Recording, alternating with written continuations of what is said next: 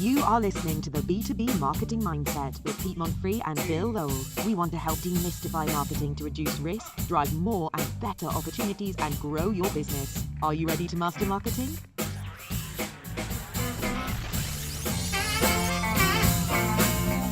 Well, hey, let's get into the B2B Marketing Mindset. I'm Pete Monfre, and every week we go live on LinkedIn to help businesses make better marketing decisions. So today we're talking about thought leadership, what it is, how it helps grow your business, how to do it. And as usual, there's a lot more information on this topic at b2bmarketingmindset.com. So I'll encourage you to check that out. So we're going to be covering 5 key points to help you understand this most misunderstood topic. And let's jump right in with my favorite thought leader, Bill Lowell. Hey man, how are you doing? I'm doing good, thank you. Am I influencing you today? Is that what it is? You call me a thought leader or what? That's right, you are. Well, you are a thought leader. It's a great topic because really this, we'll give away all the secrets. That's what this podcast is all about. This is part of our thought leadership strategy, and there's a lot more to it. In fact, there's so much to it that we just can't possibly include it here, everything here. So that's why if you go to b2bmarketingmindset.com, right up there on your screen, you'll see a lot more. And if you're listening to this on Spotify, iTunes, all the places amazing podcasts are consumed, you might not realize there's video of this. It starts off, it's life as video, and that's on b2bmarketingmindset.com. So I think it's a great topic. We've been doing this a long time. We've been doing this strategy a long, long time. I think this is a good topic, and I think it's really important. And I love that you had mentioned, and that you'll think about mentioning, that organizations can be thought leaders just as much as individuals too. So I think that it's really good on both ends. Absolutely. It is a very flexible, there's no one solution fits all, but there are some basic tenets of it. And, I maybe it's just because we're so steeped in it or something. I don't know why it confuses people. When you say thought leadership, a lot of people just don't know what you're talking about. Although there's a new term for it, business influencer. So, Some of that can have negative connotations depending on who's doing it or what's going on in the media with regard to that. But I just like the idea of a thought leader. If you want to talk about influencer, you can. But well, it's connotation, right? When people think influencer, they think of some, mindless Instagram model or something. And that's why, it's kind of funny how in the marketing industry over the years, like there's nothing new under the sun, folks. I hate to tell you, it's just been named differently now, so it gets very confusing for people. I would say maybe AI is different or new, but not really if you actually look at what AI puts out, not new at all. But it is interesting, and we'll be covering a lot, more about that technology in the podcast. But great. They're telling me my audio needs to be a little hotter, so I'm going to turn that up a little bit. No, I'm saying that text is good. Oh, all right. Fix that. So let's get to our first point right out of the gate here. What is this thing, thought leadership or business influencer? What's your definition? Let's see if it lines up with mine.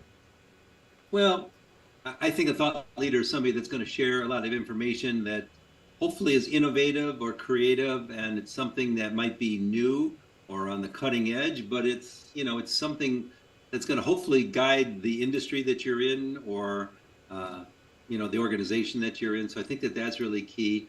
And the other thing that I really like is the educational part of it, where it's like thought leaders really do their best, even whether it's intentional or not, to hopefully educate. And that's why when you said earlier that our podcast is a thought leadership strategy, I totally agree with that, because I think that's what we're doing, is trying to educate on a variety of topics regarding the marketing field. So right. I think it's visionary, somebody that influences the market, Well, and so I think of it in terms of sort of being a recognized expert on something. And a lot of people are very reluctant. There's almost an anti-expert movement where people are like, I don't want to be a guru. Well, again, it's just connotation. You got to free your mind a little bit, people. But it's if you're a consultant, or even if you're, let's say you run a manufacturing company, there's no reason you can't be the foremost expert on aerospace machining, Exactly. or whatever it is that is your niche. So it's about being a visionary. It's about establishing yourself. You're shaping opinion. You're influencing the direction of that field. And my motivation for this podcast, which, by the way, it really started 15 years ago as a blog, right? And it's evolved to the point of what we do now. But it's really to help business owners educate themselves so they can make better marketing decisions, whether that's DIY or in-house or working with an agency. But the other part of it is to help share the knowledge so that they can protect themselves from the marketing industry, which can be, if you're not up to speed, it can be pretty brutal. I should talk In a about our way, terrible roof, but we'll skip that. I don't know anything about roofs. I wish somebody had a podcast. I should have been listening to roofing podcasts. That would have been well, helpful. there you go.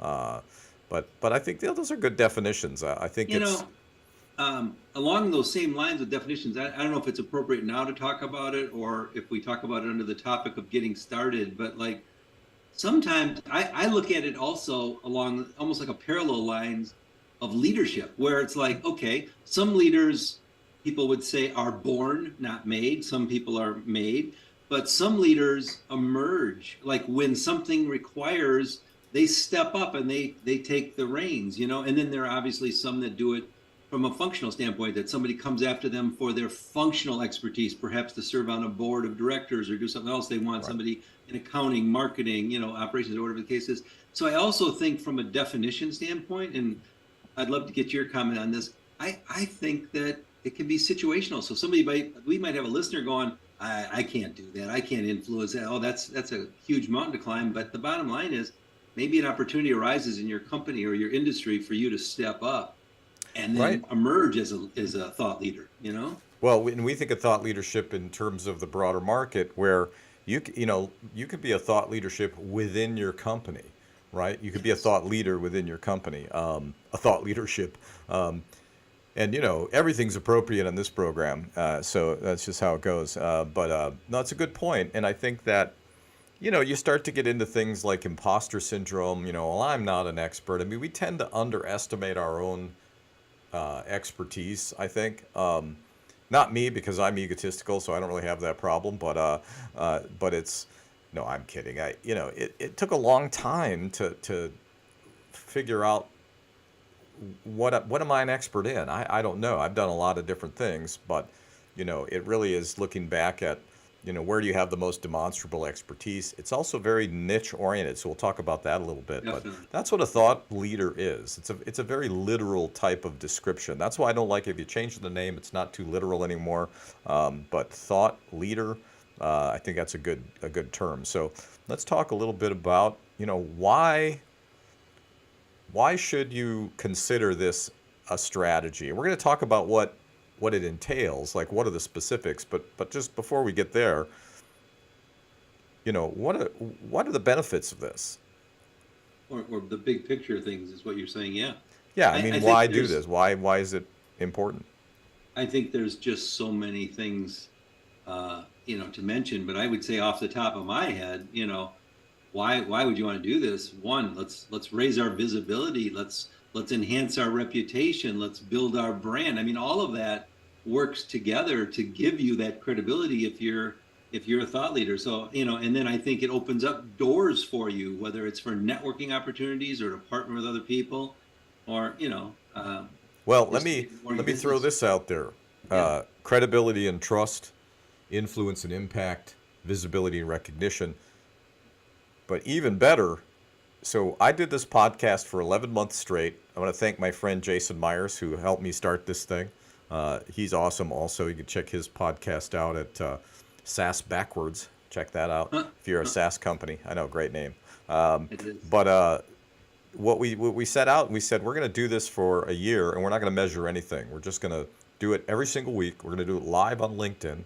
And the only reason it's live on LinkedIn is because LinkedIn loves live video. Like, most people do it just audio. We think there's some advantages of doing video. But in that 11 months, we can attribute about $210,000 in revenue directly to the podcast. So if that's not a good enough reason, I don't know what to tell you.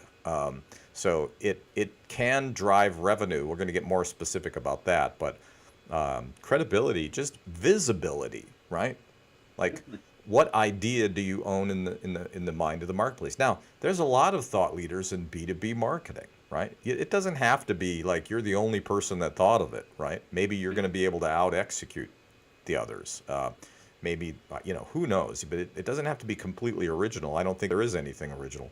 But you said something though before about a niche, and I think maybe you can address that here, because I think that that's really important too, where you just said it doesn't have to be. I mean, you might have a niche in one area of the marketing, so maybe you can expand on that a little bit for the listeners. Right. I mean, so if we have a niche, it's actually rather broad. It's B2B. That's part of it. Okay. Now, if people look further into what we do, we have industry verticals as niches, and I would say that there's a hierarchy of those where I'm more of an expert in some than I am in others.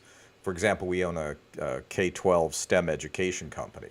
Okay, we know a lot about that area too. But and you and I have worked together for so long, but so a lot of this overlaps. Healthcare is a huge one. Right. Insurance industry, service businesses. So you could say, hey, our niche is companies that sell services to other businesses. Or and you can get even more narrow, manufacturers of concrete, parking those big trucks that squirt concrete. I can't remember what those are called, but shows you I'm not an expert in those concrete squirting trucks. Let me just tell you. Yeah. What was the name of that one company? Putzmeister. Yep. When Putzmeister. they're in Milwaukee, right? Aren't they? I think, it's just south of Milwaukee. I think they're out of Racine, if I'm that's right. remembering correctly, but that's exactly what they do. I'll share a dumb but funny story. I remember when we had the agency in Milwaukee, and I was driving behind the Putzmeister, a truck, and I saw their logo. And at that time, we were actually pitching business to them, and I was probably on my way to a meeting with them, and I thought, you know what their positioning statement should be? We puts the concrete where you wants it. I thought that was a good. They didn't think so. But networking opportunities. It grows your business. I mean, and it isn't just a single thing like a podcast. There's actually a number of different pieces. We'll talk about that a little bit. You put professional development on the list, which I didn't think of that. But I'll tell you what, I learn something every week that we do this program. Yeah. I learned from you. I learned from our viewers. I learned from the emails. Actually, we just got one today that said, "Man, keep creating the great content." It's like I love hearing that. It encourages great. us. It's not easy to do this. I got to tell my sister to stop sending you emails. Is that it? Yeah. Well, just tell her her check's in the mail. So that's okay. Reputation. So Sandler Sales, I'm a big advocate of that methodology, and they have something that they talk about, the relationship curve. So at the top of that relationship curve is trusted advisor, right? And it's a curve because it's very easy to slide down to vendor. And the difference is one has a lot more value, a lot more longevity, a lot more customer loyalty, less price sensitive than being a vendor, which is really the opposite of all this. In the middle is like service provider, which is okay, but the thought leadership strategy really is effective if you're trying to move up that relationship curve. And so that's a good reason, I think, all by itself. So, now the tools have never been easier to access. I mean, what we do here, it's quite sophisticated, but we have all the tools. You don't, 20 years ago, I'm not sure you could do this. Let's head to the next point. So, wait a minute. No. So why do it? No, I think we just covered that. Yep. Let's talk. So what does it entail? What is it? Yeah. What is it? What are we talking? What does it mean in a tactical sense? Okay. Well, I love that. That's really good. Well, like we talked about, it could be this podcast. That's good. I know when we were younger, and new in business, I mean, it was, I had several mentors that just told me, write every article you can, give every speech you can. I mean, those are two common things, but Nowadays, I actually think that the marketing people, they have it easier, because you can put some content up on the web, you can do some things in a podcast, you can do a blog. I mean, you can do a video on YouTube. I mean, you're the TikTok. expert in this area. Apparently, businesses are wild for TikTok, and so I think Yeah. that doesn't get enough attention. We probably don't give it enough attention, really. I don't think we're even on TikTok, so I guess we're giving it zero. What? Do you want us to be? Our producer is saying, "Do you want us to be on TikTok?" I don't know. What happens that? I'll have to think hard on I that don't one. know about that. Yeah.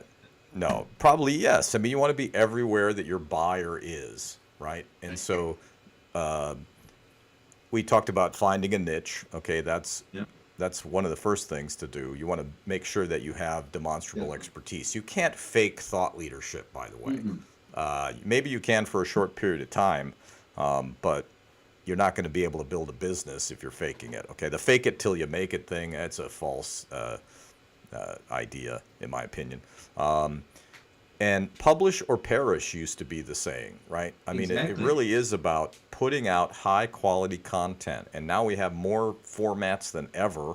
And so, I would love to do an episode just about how we use content, how we recycle our content, how Wouldn't we that be get, great?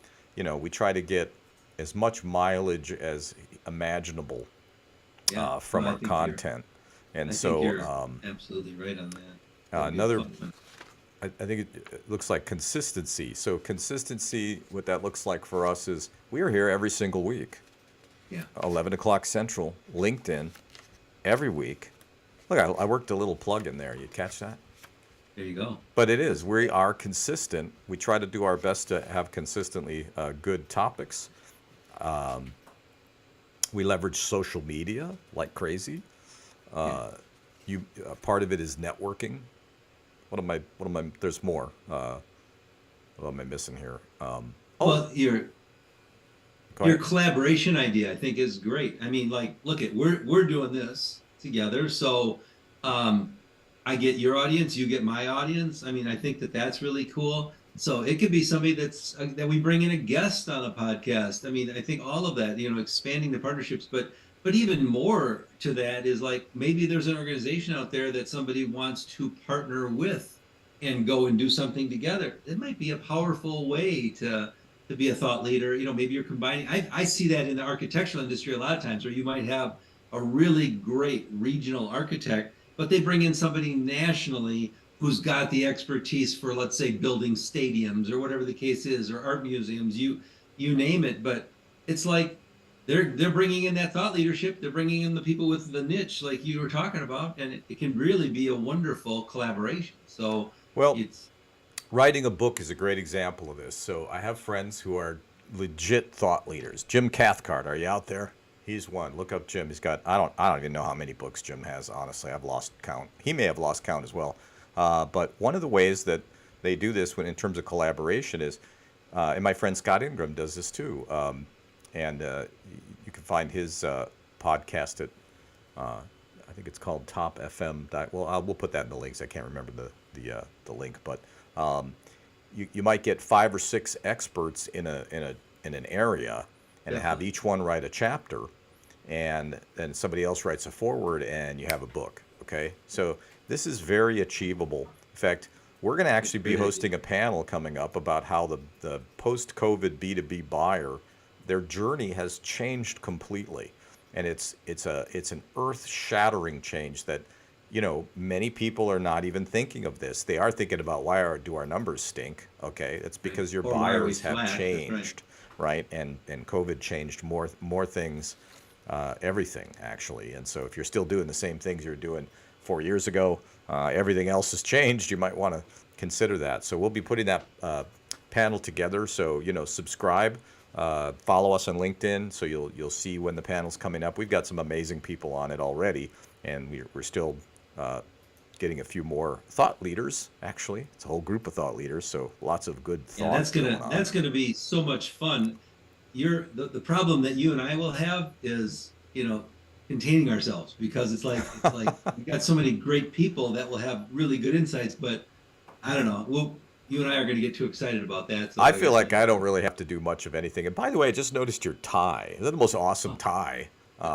And maybe I should start wearing awesome ties also. But content Thank you. marketing is a functional thing, right? You're doing Sure it is. content marketing is right at the center of this, and so it also drives referrals. I have a lot of companies say, "Hey, we don't need marketing. All our business is by referrals," and I always just want to like punch myself in the nuts when I hear that because the outcome of good marketing, it can be focused on many different outcomes. So let's say your business is primarily referral driven. You can create marketing strategies, thought leadership strategies that drive more referrals. Okay. And thought leadership is one of the best ones. And one, just to add to that, if I can pile on for a second, Please. I talked about it before, like from the educational standpoint, but I also think thought leadership entails, I think it's an attitude. You and I have it, and I think a lot of good thought leaders have it. It's like, it's not necessarily ego driven. We're doing it because we want to share this expertise or what we have with other people, whether it's Absolutely. with our industry or somebody else. So I think that educational part is really key. And then I'll talk on one more thing that you and I have done together, and that is you do a little original research, and then look at the opportunity for content out of that. Whether you're doing something on a particular industry or something new, and then you got so many opportunities to be able to use that information to help you with your thought leadership program. And we've published a lot of studies independently together, and its data is always really highly valuable to people. And I want to say too that altruism and self-serving thought leadership, they're not mutually exclusive. Like we definitely get tangible benefits from doing this, but my motivation has really always been, I'm really tired of prospects coming to me and saying, hey, we've just been hosed by these marketing people. Of course, I have to pay for all the sins of everybody that came before me, and I think it's a huge problem. So I want a more educated buyer. I want you to know what's happening and what's right and what's wrong, okay? And so that you can make better decisions. And I think that's what keeps us doing all the work. You don't see the work except for when we're on here, but there's a bunch of work that happens every single week to make this thing happen. So we hope you'll share it with people. You can do that for us. But you had one more thing? Hey, wait a minute. Our listeners could be thought leaders by forwarding the link to our podcast and saying, hey, this stuff's pretty cutting edge. Why don't you That's subscribe? right. It'll just make you look good. You want to look good? Now I noticed that, so you've got some specific case studies in your work with, you've worked with SAE, what's the engineering, IEEE? IEEE, which is the largest IEEE. association in the world. Yeah. All these associations and businesses. So 1,500 speeches. So tell me a little bit, like give us a little short case study of your choice on how thought leadership strategy works with business development directives. Okay. And I would this is kind of like, how does this get us some leads, or how does this get us some new business, or whatever the case Why is? bother? Why do it? I mean, what are the benefits to the business? Yeah. I could give you hundreds of examples, but I'll give you one. So I was speaking at a conference. We did a study for ASQ, American Society of Quality. And the person that we did the study with was a wonderful person, and he was a thought leader. And there was a conference for quality in New York. And he said, hey, we should present our research at this conference. And I said, okay, that sounds great. So I did that. And guess what? At that conference, one of the top execs from the Society of Automotive Engineers came up to me and said, hey, would you love to work in Pittsburgh with me? And I said, sure.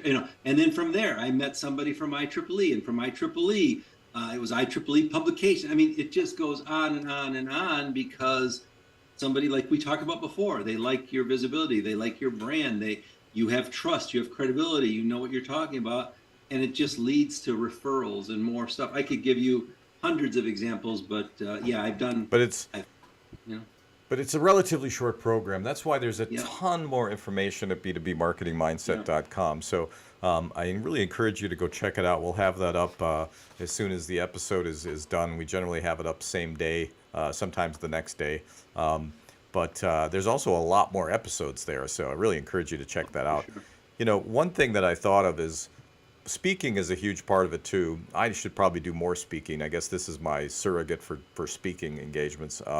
But I think a lot of people are not that comfortable with public speaking.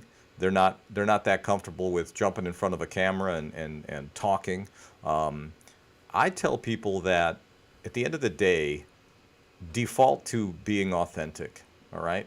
If you're authentic, you can just do whatever you want. I mean, people don't expect highly polished anything, and if you're not that polished, we make mistakes in this program all the time. But I like to think we're just being ourselves. I mean, if you meet us, you get what you see. I mean, it's just I think being authentic is a very important part of thought leadership. Would you agree, or am I way I off base? totally agree with that. I mean, it's like you talked about earlier, Pete, the imposter syndrome, where people think they're imposter. If you're putting on a show, forget it. You know what I mean? So you're absolutely right. You've got to be yourself. And the way I still go back to education, because that's kind of what I'm all about, is sharing what we've got. But whether it's a public presentation or whether it's a podcast, it's a sharing of yourself, isn't it? I mean, it's like It is. And so, And even like stuff you don't know. I mean, there will be a time we will disagree on some of these things, and that's Yeah. okay too. And we're just being ourselves, and I think that just trumps everything else. But you do have to have the expertise. I think that, and I guess if you're presenting something where you're not really an expert, that's not very authentic, is it? I mean, so I think that fits together really well. But on the other side of that, just to be the counter person on that, there are going to be some listeners right now that are going to be thinking that, well, I'm not really an expert, but you know what?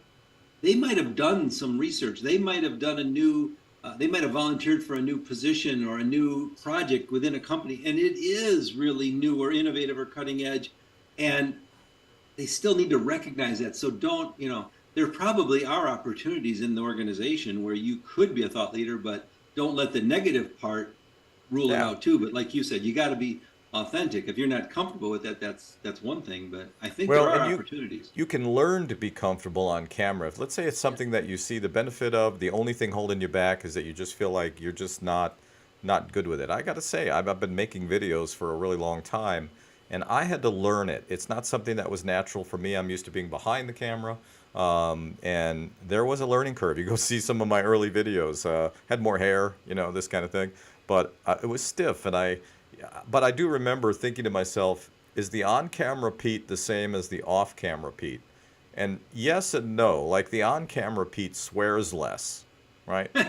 But not totally, but less, right? I had to make that decision. And what's the tone? And then how to read a teleprompter. We don't use one for this program, but a long time I used a teleprompter. And because it was just more efficient, we would do 3 episodes a day, right? And so without the teleprompter, I mean, it would just be a mess. And also for the editor, it's a mess, right? Trying to piece together a coherent thought out of my head is a huge challenge. But you are really, you could tell you are really good at this, because even when I go back and look at the episodes, I kind of cringe at some of the stuff about me, but I look at you and I go, he is so good. He's just so natural. I don't, so I guess I gotta watch it a couple more times and learn from you on that. Well, I think I have an advantage of being a music performer for 44 years, and which this will be my last year. I'm stopping. I'm If sorry you're in to hear Austin, that. Texas, you can come down and catch me at the Saxon Pub. I'm an artist in residence there. It's a famous roadhouse, awesome place. I'm gonna miss it a lot, but it's time to. 44 years, that's enough. But I think that helped me quite a bit. Very comfortable with it. And even just looking like a doofus, pretty comfortable with that too. It just doesn't hurt my feelings. Let's get to the next point real quick here. Okay. So the important thing is, how does this connect to revenue? How does it drive opportunity for the business at work? And it's a little harder to explain, and maybe self-explanatory. I'm not sure. What are your thoughts on that? Well, how does it drive revenue? Or, Yeah, it's like we talked about all the time. I think it really sets you apart. It helps you to differentiate yourself from your competition. So if somebody's going, like, for example, even if somebody's looking to work with you right now, they might Google you or look up. All of a sudden, they see all these podcasts. They see all the things that you've done. They know that they're going to be working with a thought leader. So I think that that's really important. It does make you different. And like I said earlier on, I think it builds part of your brand. I mean, I think it should be part of your brand if you're, an innovator or if you're a thought leader. Well, you mentioned, you spoke at one conference, you met somebody that was part of another association, ended up hiring you. I mean, direct Right. tie, right, to the bottom line. I could give Visibility you 100. unto I itself. could give you 100 of those examples. Absolutely. And so I think those are big ones. Enhanced reputation and credibility, we mentioned that earlier. Think about enhanced value perception. How much more value do people perceive because they've been able to check you out? Like there's nowhere to hide as a thought leader, right? I mean, if you're putting yourself out there, there's just nowhere to hide. They're going to be able to look you up. They're going to decide for themselves. It's one way the buyer journey has changed. They don't want to talk to you. They want to do their own research, right? And I actually saw a Gartner study that said that companies will buy up to $5 million without ever talking to any of your sales reps or people. Isn't that interesting? I'd hate to see the credit card charge for that, but hopefully they're using ACH. I don't know, but that's wow. I thought that was a really wild thing. So building relationships, right? As thought leaders flock together, right? I mean, so you're going to build these relationships, and it just turns into referrals, straight up leads. I mentioned the. Did you hear that sound, or is that just in my ear? Like my must be machine. just in your ears. Oh, my I didn't machine hear just made anything. a super loud sound in my ear, but which also caused me to forget what I was talking about.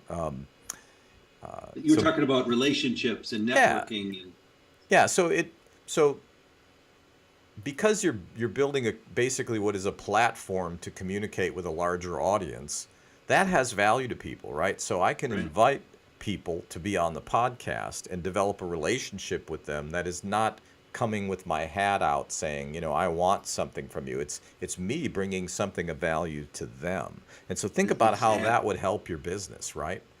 Because Love people that, don't yeah. want to hear about you and what you want and what you're trying to sell. They really want to know what's in it for me. Thought leaders, it gives you a great platform opportunity to bring value. And I think the other thing that goes along with that, which is really what you're saying, is, we talk about, who we associate with. I mean, if you're associating with another thought leader, I mean, that just even further enhances your credibility. So I think when we have our panel discussion and we have the other thought leaders on, I mean, that's going to be an exciting time because all of them will probably want to collaborate together or partner because it's going to be a pretty powerful episode. I'm just looking forward to learning from it. I know that we have David Smith, who is a very well-known futurist who's going to be on the program. We're That's talking gonna be about what's going to wonderful. happen down the road.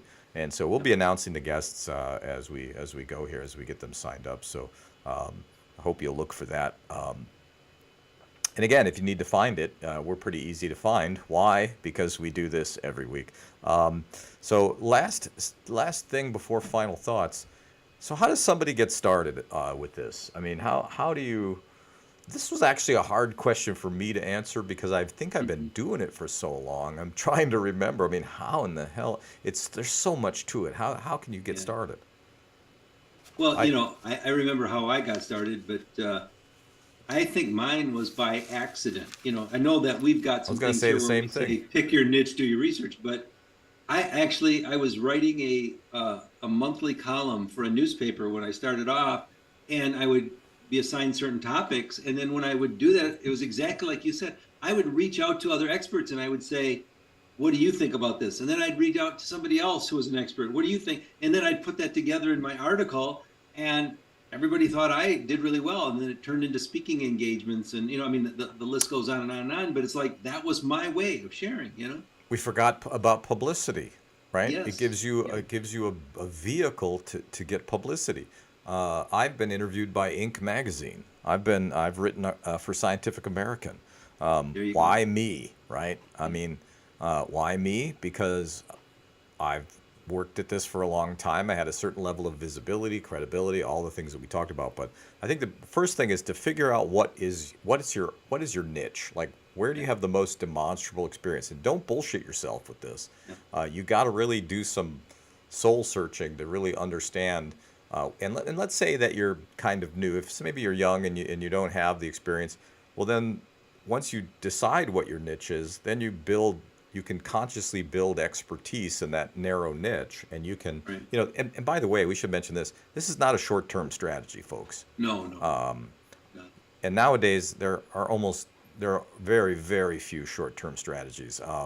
And so over time, I wish I would have known this when I started, right? Because then I would have been much more deliberate, would have happened a lot faster. I still don't think I'm quite there yet. Where our viewership is increasing exponentially since we syndicated. So it's going, but this is a year in, right? This is a year, a little more than a year. And so so it's a process, right? Set clear goals, know what you want, right? What do you want? Why are you doing it? Are you just doing it to be, so that maybe that's the difference between an influencer and a thought leader. An influencer, it's more about them and, hey, I want to be famous and blah, blah, blah. That's a really good point. I've got all these followers and I want to, versus, which I think you and me, a little bit more genuine. It's like, hey, we've got something, let's share it. I mean, I think that's going to be key rather than, oh, let's get some money for all of the people that we can get that follow us. That's, so I think that there is a difference. And by the way, we don't make a dime doing this other than it drives business for us as advisors, consultants. And so, the other thing that I think could be part of this, Pete, could be somebody could just get started by just introducing two people together that you think would be a good connection. That's the start of being an influencer or a thought leader. It's like, hey, I think you two should meet for whatever reason. There's something that would be synergistic. I think you guys would get along. I think you could help whatever that case is. That could be a really simple step to getting started, Yeah, being a freaky loner is not, isn't going to help you here. You can't be a loner with this. That interaction with other people, it also makes you a better expert, okay? You can't know everything, my goodness. And so I'm just constantly learning from my amazing friends and my colleagues, and it never ends, right? So content strategy, have a content strategy. What are you going to do? Are you going to focus on blogging? Are you going to focus on, I've seen Chris Walker on LinkedIn has built a huge business just doing little short videos and very thoughtful, insightful posts on LinkedIn. That's his content strategy. And then he recycles that content. He's very, very good at it. I encourage you to look him up. Someday we'll kidnap him with duct tape and get him on the program. I don't think he'll do it willingly, but we'll force him. So high quality content, there's no shortcuts here, okay? Now let's say you're not a good writer, you're not, there's so much expertise available to you. Hire it out if you need to, all right? There's ghost writers, right? But as long as it's legitimate to your expertise, you're in good shape. Some people, honestly, if I didn't have a team helping me, there's no way that we could make this happen. It isn't just me, right? And so it really is a collaborative effort. Online presence, that's probably pretty obvious. Start a blog. Maybe it's that simple. You just, maybe you don't have a blog now, start one. You're on your way, right? And then so one thing we do, like they've been doing this for a long time, but the connection between the blog and social media, for example, your website and your blog, you think of it like the center of a hub of a wheel. And so everything originates from there. So maybe your social media is, hey, we just wrote an article about XYZ, read the rest of it at my blog. It's a two-way street to social media, blog, podcast, blog, microsite, blog, website. I mean, it's all, I always think of it like a wagon wheel, right? So, but if you just start with one spoke, you can take that and you can create different versions. Maybe, like if we do a longer video like today, we're going to cut this down into smaller bites. And so we'll be redistributing those smaller bites. I always feel bad for our editor trying to get a coherent, sentence out of us, but hey, that's why he makes the big bucks. Don't be discouraged either, with getting started, because I have a client and he is on the cutting edge in some things in the healthcare field, and especially with regard to oncology. And he was trying to share it with a few people, but there was somebody he wanted to collaborate with. And I hate to pick on somebody, but the other person that he was trying to collaborate with just to get some information, there was a gatekeeper. It was a PR person, and they didn't think it was relevant. And I was like, I just kind of shook my head, and he was so frustrated. It's like, how do I go around this person? I was like, you know what? That's just kind of sad. Exactly. Just Get on move to the on. next person. Yeah, Yes. move on. You're going to hit those roadblocks, and Yeah. it's just part of the deal, right? I mean, there's a guy that I kind of know him, but he's kind of a big deal in consulting for agencies. I won't name him, but he's the king of no. Let's just put it that way. But eventually, I think I wore him down. I was able to talk to him. It was awesome. I've learned so much Good. from him, and well, I can tell you, his name is David Baker. He's amazing. Go check out. Go look up David Baker. My goodness, his blog. Talk about meaty, thoughtful topics and just sharing expertise, right? And he's built a great practice on that. And I've actually been in the business longer than David, but I just learned so much from that guy. It's incredible. And so hopefully I think can that's return that important. favor for him someday. I was just going to say, thought leadership is continuous learning too. So, I mean, if you're not learning, that's sad. And let me plug his book really quick. It's called This Business of Expertise, How to Sell Expertise. And so go hit Amazon and check out that book. And it's kind of targeted to marketing firms, but I think it applies to anybody who sells expertise as a living. So I don't get a penny out of that. I have nothing to do with that other than great book. Be consistent. Seek feedback. I mean, if you have feedback for us, shoot me a private message. Shoot Bill a message. Post it in the feed. You're not going to hurt our feelings. Go ahead and say what you think. You think we're terrible? Let us know. You disagree? Let us know. Maybe we'll bring you on the show and we'll argue about it. Wouldn't that be great? You're wrong. You're wrong. That would be a real interesting episode. Attend industry events, right? Build relationships with media. And so, again, we're just covering a fraction of this material. Exactly. There's so and much so that we can do. you can go ahead and go to b2bmarketingmindset.com. Where is it? It's over here, right down there. I think I'm pointing at it. And so, final thoughts. I think we need a cool graphic that's like, wow, final thoughts. Actually, that'd we'll be work kinda on cool. that. Yeah. With a little noise that comes in. Yeah, exactly. Bill, final thoughts. My final thoughts are that don't worry about it. Start small. Whether that's being on somebody else's podcast, writing an article with somebody else, doing a blog. I mean, start with something small and see what you have. And the other final thought is just what I said before, and that is, somebody might be sitting there going, I am not a thought leader, but they just did some research or they just did a major project and they have that expertise. So if you're sitting there and you've got that, use that as your emerging leadership category and actually do something about it. You really have an opportunity.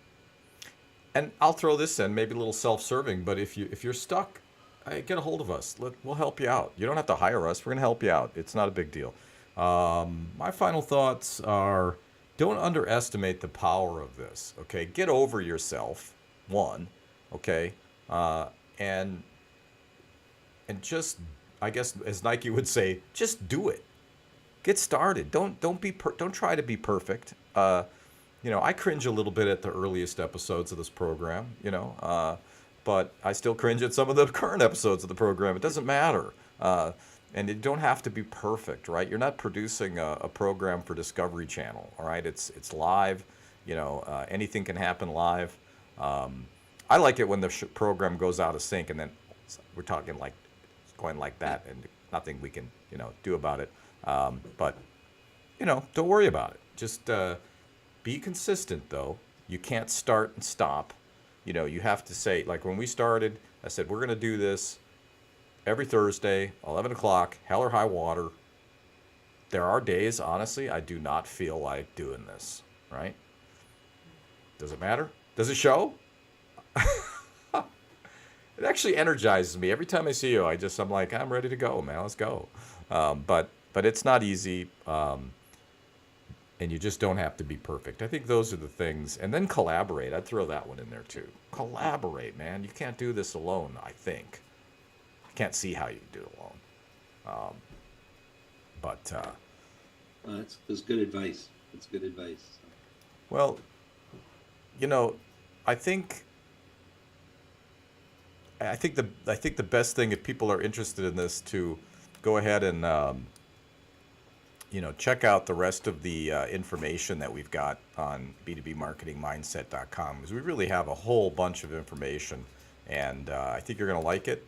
And I think I'm starting to hear some music, or is that just in my head? I don't know. Nope, there it is. It's coming up.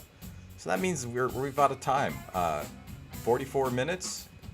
Good long episode today. We'll chop it up, make it shorter for you, and we will see you next week. And I'm going to have a cool tie next time, I promise. Okay. We're going to have the tie competition. All right? All right, man. We'll see you next week. Everybody. Stand by.